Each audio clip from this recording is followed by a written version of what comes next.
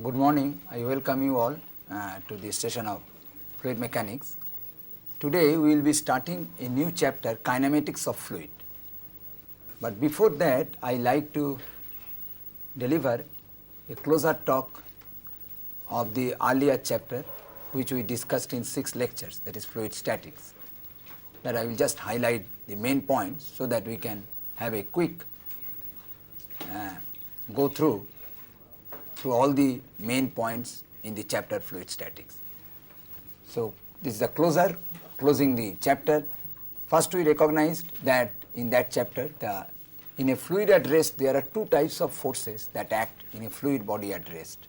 If we take a fluid body in isolation from its surrounding fluid, from a vast expanse of fluid, we recognize 2 types of forces acting. One is the body force, which is due to the external agency, just like the gravitational force. There may be different body forces. Another is surface force, which act at the surface of the fluid body in isolation because of the reaction or mutual interactions between this fluid body with its neighboring fluid particles from which it has been kept separate. Then we recognize that fluid at rest can neither develop tangential stress nor tensile stress. Only the stresses are compressive in nature. That means at a point the stresses are directed from all direction towards the point and they are of equal in magnitude. That is known as Pascal's law. Then what we found that in a fluid expanse at rest, expanse of fluid at rest, if we consider only gravity force is the external body force field, we see the pressure in any horizontal plane remains same. That pressure does not vary with any coordinate axis in the horizontal plane. It only varies in the vertical direction. And we have recognized the basic equation of fluid statics in that respect is dp dz, the differential of p with respect to z is equal to minus rho g, where rho is the density of the fluid. The minus term comes because if you take the z axis positive vertically upwards, all right, then we can solve the equation explicitly for p as a function of z provided we know the variation of rho with z or p. For an incompressible fluid, it gives a simple solution, p is equal to rho g z, where z is the vertical height plus some constant which is found out from an arbitrary datum value. And from this we lead to a conclusion that the pressure at any point in a static expanse of fluid is over the atmospheric pressure, where there is a free surface and pressure is the atmospheric pressure, by an amount which is equal to rho g h, where h is the depth of the point from the free surface. Then we recognize pressures on submerged surfaces. Now if there is a plane surface submerged in an expanse of fluid, so the net hydrostatic pressure force is equal to, this is the formula we derived, equal to the pressure intensity at the centroid of area or the center of area of this surface times the total area of the surface. In general, area may be inclined, area may be vertical, area may be horizontal, the formula remains the same. And we also appreciated from common sense that obviously since the pressure increases with the depth from the free surface, center of pressure is below the center of area. That means the depth of the center of pressure from the free surface is more than the center of area. And the distance between the center of area and the center of pressure along the axis of symmetry that pass to the center of area is given by a term, that is moment of inertia of this plane area through a centroidal axis which is parallel to the line of intersection between the plane surface extended to the free surface. The moment of inertia about an axis parallel to this axis through centroid divided by the area itself times the coordinate or the distance of center of area from that reference line, that is the line of intersection between the plane surface and free surface. For a curved surface, we recognize that each and every force on elemental surface are varying because they are normal to the surface, because of the curvature of the surface they are varying in directions. So in that case we found out the components in some reference directions and we had the conclusion that the component of hydrostatic pressure force on any curved surface in any horizontal direction equals to the hydrostatic force on a plane surface, which is the projection of the curved surface on a plane perpendicular to that directions, in which the component of the hydrostatic pressure force is short. And the vertical force acting on a curved surface equals in magnitude by the weight of the fluid vertically above the curved surface up to the free surface. That means the weight of the bulk of the fluid which is contained between in the region, if we vertically extend the surface up to the free surface by vertical projection, then the bulk of the liquid contained within that volume is the vertical force acting on the curved surface, vertical component of hydrostatic force acting on the curved surface. So this way we recognize the magnitudes of the three components or different component forces with respect to a frame of coordinate references, and finally we find out the resultant force. Then we came to the concept of buoyancy. As you know, when a body is partially or totally immersed in a fluid, the net effect of the pressure forces around its surface gives no resultant force in a horizontal direction. They balance each other. But this gives rise to a net force in the vertical direction which is acting vertically upwards, and that force is known as buoyant force, and this phenomenon is known as buoyancy. Now for a floating or a submerged body to be in equilibrium, the primary condition is that weight of the body which is acting downwards must be equal to the buoyant force, and these two forces must be collinear, then only it will be in equilibrium. Then we recognize three types of equilibrium we have read in the preliminary mechanics. One is stable equilibrium, neutral equilibrium and unstable equilibrium. For stable equilibrium, for submerged bodies, we have found that the gravity, center of gravity should be below the center of buoyancy. Whenever the center of gravity is below the center of buoyancy, always it is in stable equilibrium. But if center of gravity is above the center of buoyancy, it will not be in stable equilibrium, it will be in unstable equilibrium. And if they coincides, then the body will be neutral equilibrium. Well, but for floating bodies, the beauty is that when the body is given an angular tilt to check its stability so that it can come back or not to its original position, the center of buoyancy also changes, because some part of the body gets up from the free surface, some part gets down, is immersed. So therefore, even in this case the G is above B, there is a chance for the body to be in stable equilibrium, which is decided by another point known as metacenter. So if the metacenter is above the center of gravity, the definition of metacenter is the point of intersection between the vertical lines drawn to the new center of buoyancy to the old line, old vertical line containing the old center of buoyancy and the center of gravity. So this is the definition of metacenter, and when the metacenter is above the center of gravity, the floating body is in stable equilibrium. If metacenter is below the center of gravity, the floating body is unstable equilibrium, and metacenter coincides the center of gravity, the floating body is in neutral equilibrium. Alright, then we appreciated that for small angular tilt, this metacenter is a geometrical parameter of the floating bodies. It is a function of the geometrical shape and its dimensions. And we found out the distance between the center of buoyancy to the metacenter along the line of symmetry or the vertical line containing the center of gravity and old center of buoyancy under equilibrium condition, center of buoyancy under original equilibrium condition, can be found out if we designate this as B and M, and the distance as BM is equal to I by V. What are these nomenclatures? I is the second moment of area of the plane of flotation of the floating body. Second moment of area of the plane of flotation, that means the plane of flotation. If I see a section of the floating body at the plane of flotation, the second moment of area of this sectional area at the plane of flotation about the axis of rotation, that means about an axis perpendicular to the plane of flotation. So this is the nomenclature of I, and V is the immersed volume. So this we recognized in the last class, and this is all. So now I will start the fluid kinematics. Now what is kinematics of fluid or fluid kinematics? Now kinematics of fluid describes the fluid motions, basically the geometry of motions and the different aspects of fluid motions. What are the different aspects of fluid motions? But without finding out the cause, the motion will take place only there is a force. But kinematics does not describe the force part, only the geometry of motion. What are the different aspects of motion and consequences of motion? For example, a solid body, just a very simple thing we know, that a solid body, if it moves, all particles moves with the same velocity or same acceleration if there is a linear motion of a solid body. So particle to particle, the velocity or acceleration does not change. Similarly, if a solid body is given a rotation, so all particles in the solid body have the same angular rotation or angular acceleration. But in case of a fluid, the different particles move with the different velocity, as we have already appreciated at the beginning of this course when we discussed the viscosity. So these are the aspects which gives certain different characteristics of fluid motion like translation, deformation, rotation. This we will be recognizing in this chapter of fluid kinematics. Without going into detail, without going into any of the causes that force or anything else which will come in the fluid dynamics part.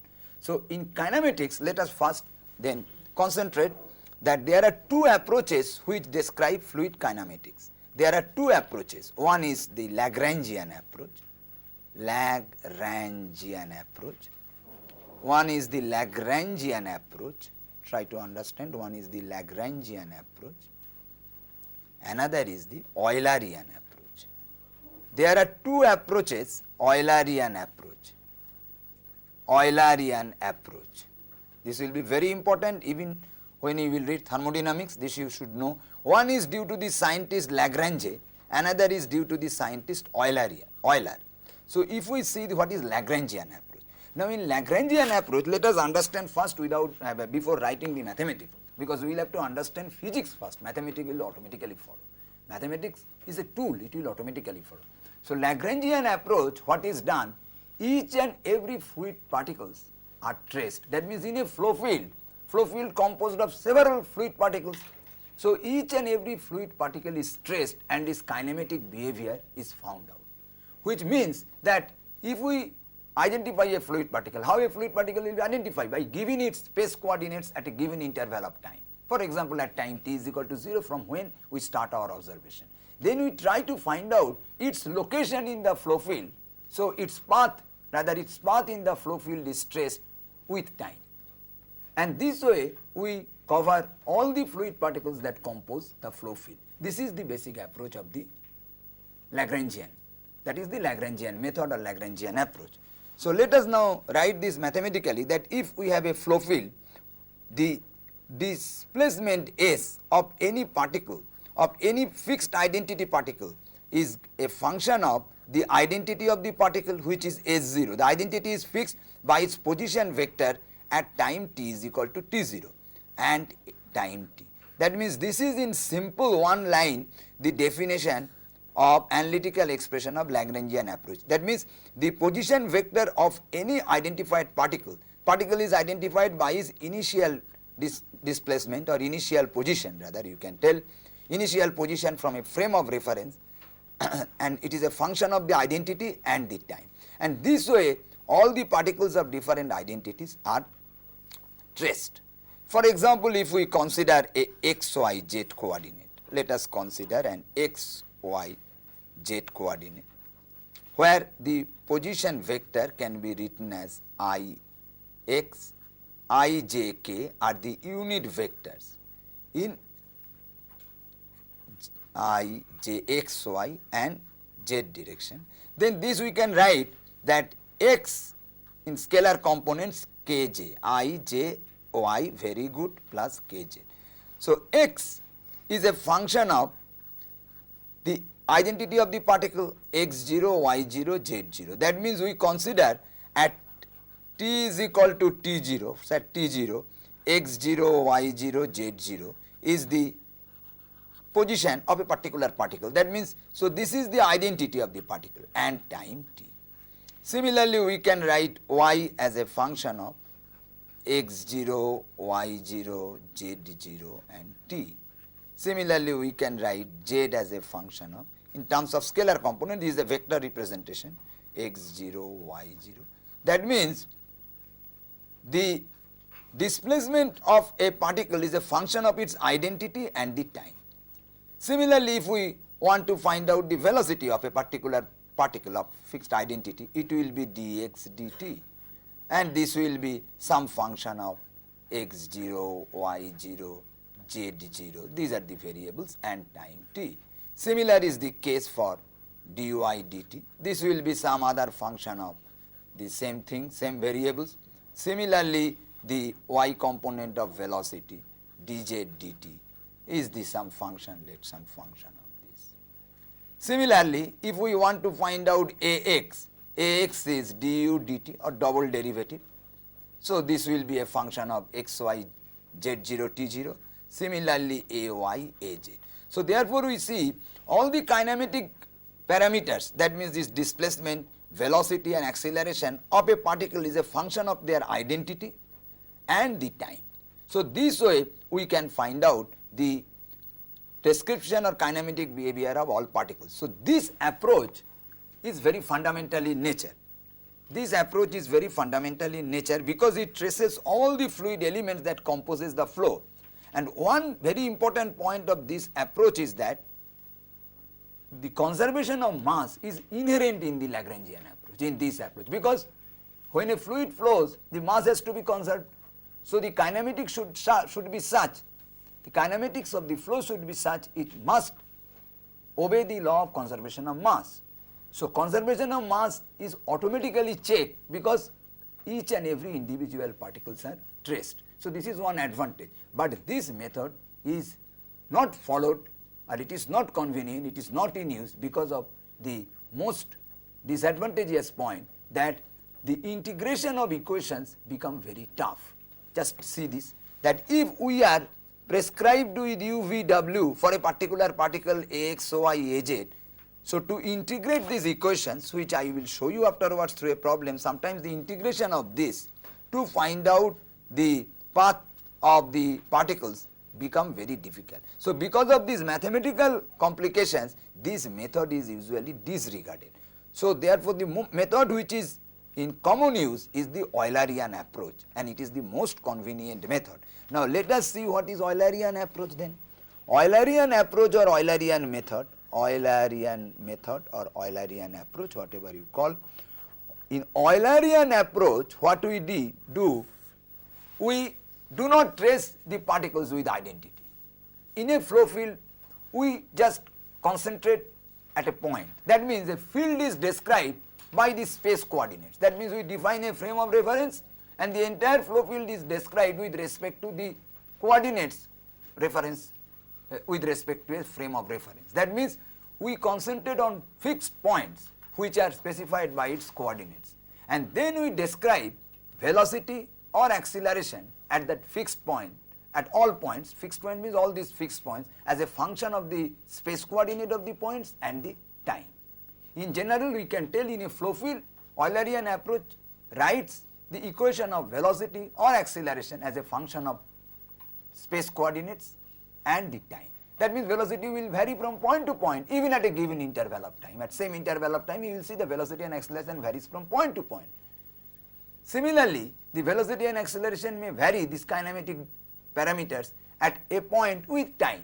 So, therefore, velocity and accelerations are expressed as function of space coordinates and time. So, if you clump the Lagrangian and Eulerian approach, you describe the Eulerian approach, a flow field is described by Eulerian approach. Then the kinematic Lagrangian approach, a fluid particle is traced. So, the velocity and acceleration of a fluid particle at any instant will be the velocity and acceleration of the point at which the fluid particle exists at that instant. So, a fluid particle passes through different points at different instant. So, the instantaneous values of the velocities and acceleration at the point where it crosses is the velocity and acceleration that the particle assumes. There is the physical link between Eulerian and Lagrangian approach. Let us write the Eulerian approach then in mathematics. So, Eulerian approach in mathematics writes the position, not the position vector, the velocity vector is a function of, velocity vector is a function of space coordinates and time. Similar is the acceleration vector is a function of space coordinates and time. That means, if you consider a frame of reference, simple rectangular Cartesian coordinates, this is y, this is x in proper sense of rotation. Then with x, y, z, if a flow field is described with the coordinate x, y, z at any point, then we can write the x component of velocity is a function of x, y, z. So, we can break this vector form into scalar components is a function of x, y, z. That means, this x, y, z is not the coordinate of a particle, it is the coordinate of a point. So, w is a function of x, y, z and t. Similar is the case for acceleration. Ax is a function of x, y, z and t. Similarly, ay is a function of x, y, z and t. and similarly Az is a function of. That means here the velocities and accelerations are described as a continuous function of space coordinates and time, and this is permissible in the continuum mechanics with the continuum approach. Assumption for a continuum, as you know, any property can be described as a continuous function of the space variables and time, and this is done for Eulerian approach to represent the velocity components or the velocity vector in one vector equation and the acceleration vector as a function of space coordinates and time. So this is the Eulerian approach. So therefore Lagrangian approach tells that when a particle comes at a particular point at a particular time, so the velocity vector at that point at that time is the velocity of the particle which comes at that point. Next we will come to the concept of uniform flow and steady flow. Uniform flow and what is uniform flow? What is steady flow? Now what is steady flow? First we start what is steady flow, this one. A steady flow is defined where all hydrodynamic parameters, all, not the kinematic parameters only, are invariant with time. There is no change with the time. The parameter may have a distribution over the space coordinates. That means there may be a variation of the parameters over the space coordinates. Let us discuss in terms of velocities only, because we are discussing kinematics only. Velocities and accelerations are changing with space coordinates. So we have a variation. In a three-dimensional plane, we can consider the plane of variation. In a two-dimensional plane, we can consider a variation by a single curve. That means there is a variation. There is a map of the velocities and acceleration, but this map or these variations over these space coordinates remains invariant with time. That means in a simple way we say that if we fix a particular point, fixed point, then the hydrodynamic parameters, all hydrodynamic parameters remain same, invariant with time. That means this is known as steady flow. So therefore in a steady flow the Eulerian approach say that V bar is not a function of time. That means the only consequence is that V bar is a function of S, space coordinate only. Sorry, this is a functional notation, I am sorry. Similarly, the acceleration is a function of space coordinates only. That means the hydrodynamic parameters and all other parameters cease to be a function of time. This is known as steady flow. On the other hand, what is a uniform flow? Please tell me what is a uniform flow. You know that thing, when the velocity and acceleration is not a function of space coordinates. Very good. That means V is a function of time only. Similarly, the acceleration is a function of time only. This ceases to be a function of space coordinates, uniform flow. That means the velocity and accelerations are same throughout the space. Now in general, a fluid will be both non-uniform and unsteady. So unsteady flow is a flow where the hydrodynamic parameters along with the kinematic parameters are functions of time. Similarly, a non-uniform flow is a flow where the hydrokinematic parameters are a function of space coordinates. So different possibilities may appear. Most simple case is uniform and steady flow. Flow is uniform and steady. So nothing to be done, no solution is required in this case. So that means the velocity vector, for example, or acceleration vector does vary neither with space nor with time. That means in this case velocity vector is throughout constant, is a constant. Now in case of another uniform unsteady flow, another case is these are very simple, uniform unsteady flow. Okay. So in terms of V we can tell uniform flow, so it is not a function of space coordinates. Because of the unsteadiness it is a function of time only. Another thing may come, that is uniform unsteady, so non-uniform steady, non-uniform and steady. In this case what will happen, it will be a function of S only, because it is the steady flow, it is the function of S only. And most general is non-uniform non-uniform and unsteady, and unsteady, where V is a function of both S and T, general nomenclature, it is a function of S and T. In engineering applications, flows are never uniform, never uniform. Uniformity is never there, always, because uniform flow is available only in solid body motion. Usually in a fluid, this is by virtue of the property of the fluid, because of its viscosity, flow is always ununiform or non-uniform. But in some cases we assume the flow to be non-uniform.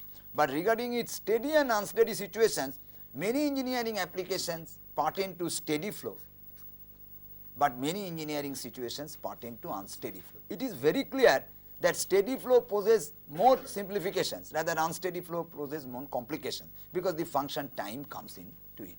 So therefore, if a flow is steady, it becomes more simple. If a flow is uniform, it is the simplest one, which is not the case in practice. So therefore, unsteady flow problems becomes complicated in practice, whereas steady flow problems are simple. This is the reason for which sometimes we choose axis properly to make many unsteady flow problem to become steady. So a problem, whether it is steady or unsteady, problem may be in absolute scale unsteady, but sometimes if you choose the frame of reference against which the analysis is made, some flow may become steady. I can give you one very simple example which I have given in my book, if you have read that if you just go with a boat or a ship or with a launch through a river, you will see that while you are sitting on the boat, any point on the river, boat is moving and you fix any point in the neighborhood of the boat or anywhere in the river, you will see the flow condition is steady. That means the total flow field which is being generated, or we can see, always you see a similar type of flow of water surrounding the boat. Or if you fix your eyes to a large distance at far away stagnant water, for example, there also you see always as you move with the boat, the far away point is always at rest. So this far away point with respect to you. Now what happens? You are moving with the boat, that means you are observing it, the coordinate axes are fixed to the boat. So with respect to the boat, the flow field is steady.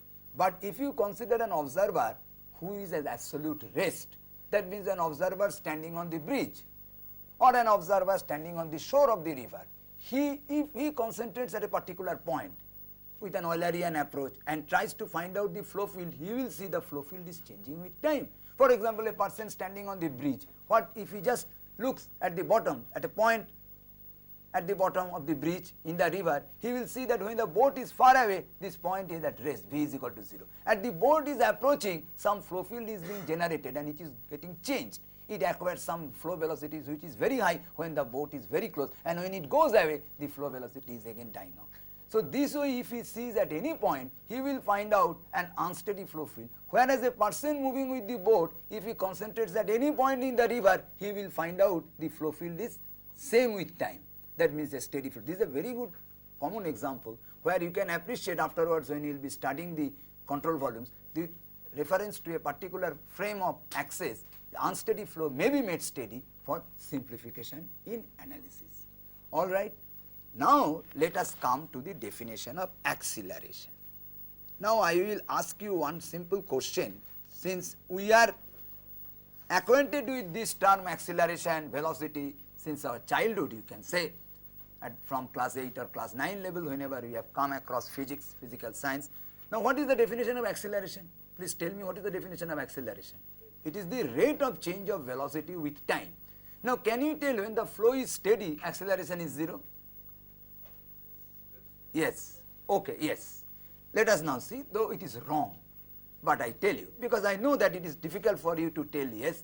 For example, if a fluid flows through a convergent duct nozzle, as you know that a fluid flows through a convergent duct, at the inlet where the diameter is more, fluid velocity is less. This will come afterwards from the continuity, but as at least I know at this stage you can appreciate this. When it flows through the converging nozzle and comes out from the small discharge area, then the fluid acquires a very high velocity.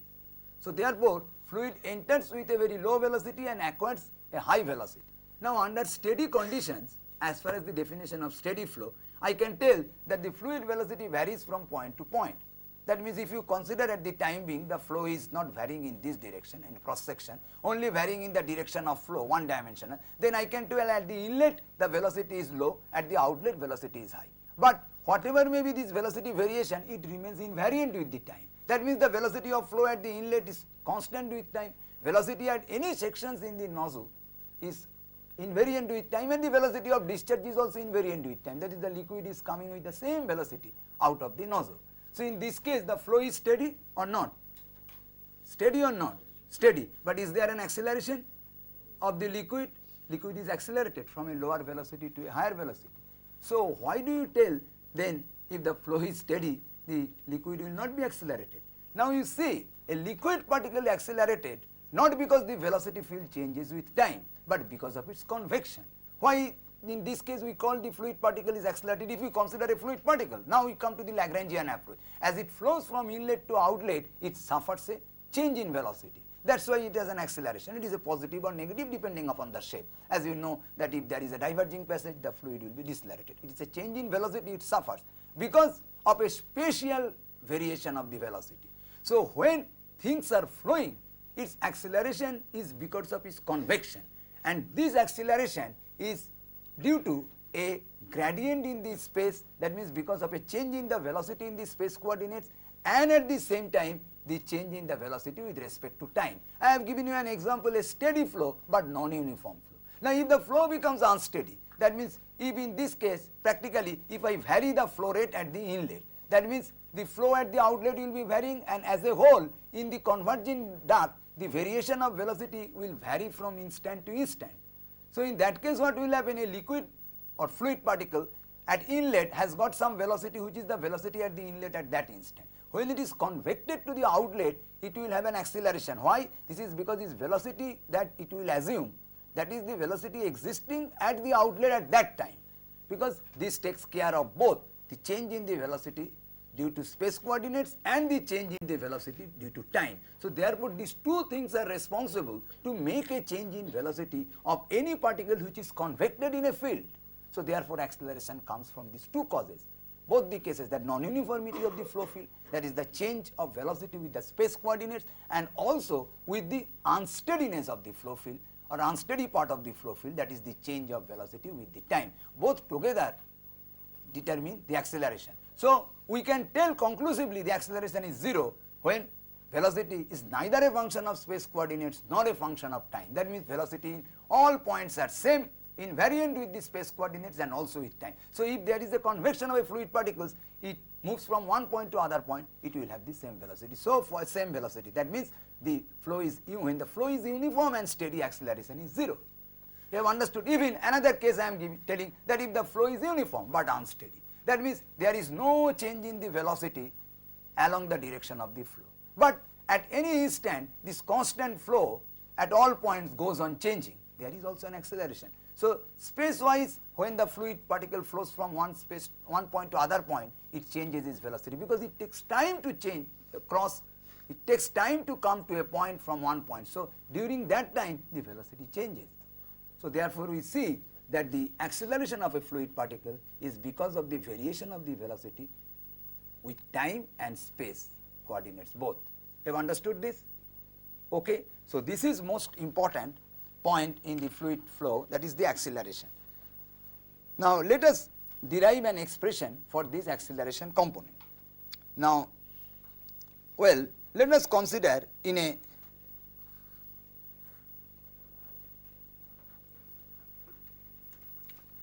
Cartesian coordinate system, the velocity of a point is given by u, v, w, three components, u, v, w. And let a particle is at a point whose displacement and the position vector is fixed with respect to this frame of reference. Now, let us find out after a small time interval delta t, the change in the velocity component. The particle has gone here, for example, from A to B. The change in the velocity components is delta u, in v delta v, and in w component delta w. Then we can write that now u v w we can write from Lagrangian approaches. U is a function, Eulerian approaches, x, y, z and t. With the Eulerian approaches, we can write x, y, z and t. We can write this simple mathematics that at any point the velocities can be written like this. Now the increment in velocities in any one of the components with delta u, with that we can write the u plus delta u, that means the change final u component velocity after a time delta t when the particle is displaced from A to B can be written as u as a function of x, y, z, t, and with the Taylor series expansion we can write del u, because u is a function of x, y, z. So a change in u is caused by a change in x, y and z and t simultaneously. These are the independent variables defining this function.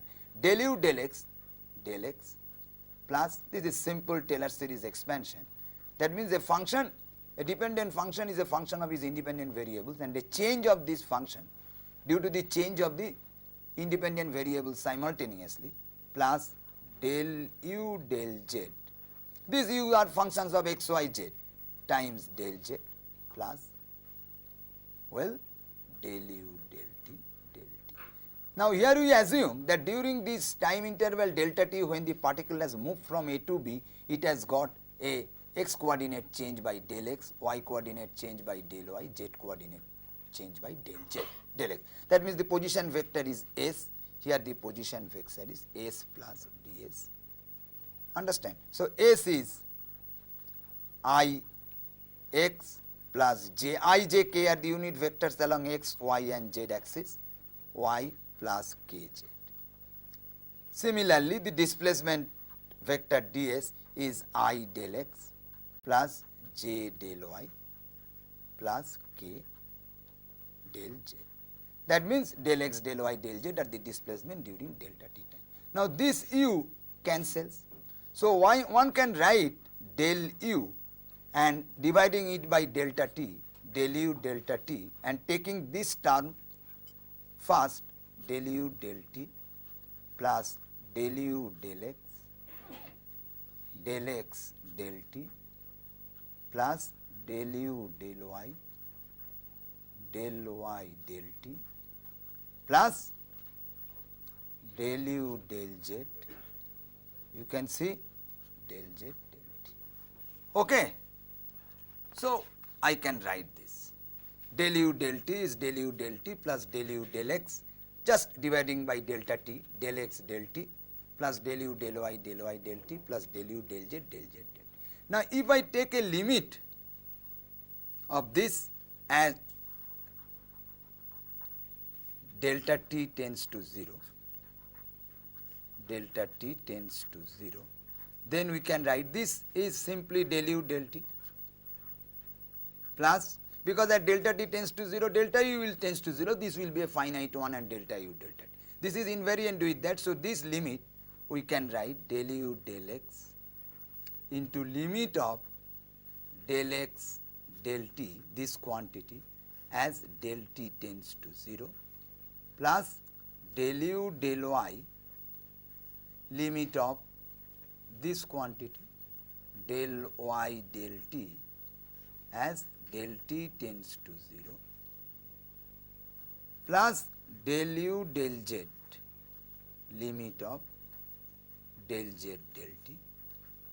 Now you see these quantities, limit of del x del t, del y del t, del z del t at del t tends to 0, both del x tends to 0, del t tends to 0, del y, but this retains a finite value, and by definition this is the x component of velocity at a point. That means the x displacement divided by the time and limiting value as time tends to 0. That means it quizzes to a particular point when del x del t tends to 0, del x tends to 0. So by definition from preliminary mechanics, this is the x component velocity, this is the y component velocity. That means this is u, this is the y component velocity v, and this is the z component of velocity w. So therefore we can write now this as, now this del u del t at t tends to 0 can be written as du dt. Big D usually is written. It becomes is equal to del u del t plus, if I write u del u del x plus v del u del y plus w del u del z. In a similar fashion, if we expand the v component, we can write dv dt is equal to del v del t plus u del v del x. You do it, you will see in the similar fashion we can find out v del v del y. Now here I have forgotten to tell you one thing, I am sorry, that when I expressed it, please go back to the earlier slide, here there were terms, this is higher order terms, because you can ask me, sir, why you have not written this in Taylor series, higher order terms in del x, del y, del z, del t. That means this is the first order term, as you know.